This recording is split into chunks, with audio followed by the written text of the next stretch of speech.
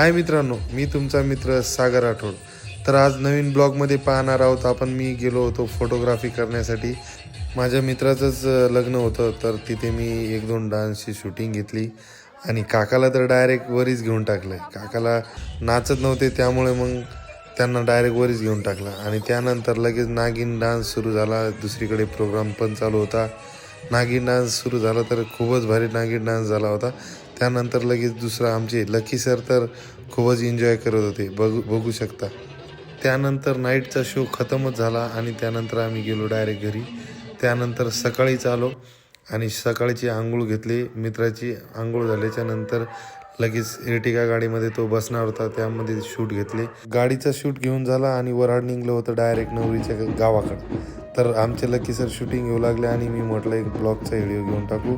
वऱ्हाड निघलंच होतं, तर मी म्हटलं एक सिनेमॅटिक व्हिडिओ पण घेऊन टाकावं. थोडा लुक चांगला होता, तिथे झाड वगैरे होतं. तिथून मी एक सिनेमॅटिक व्हिडिओ घेतला आणि लगेच निघालो आम्ही नवरीच्या गावाकडे. आम्हाला नवरीच्या गावाकडे जाण्यासाठी मंठा रोडनं जायचं होतं, तर रोडचं काम चालू होतं. रस्त्याने खूप धूळ होती, त्यामुळे आम्ही पॅक बांधून घेतलं आणि रोड कधी कुठे बनला होता आणि कुठे बनला नव्हता. रोड काय पूर्ण झाला नव्हता आणि खडखडी रोड लागला होता. त्यानंतर लगेच पोहोचलो आम्ही नवरीच्या गावात.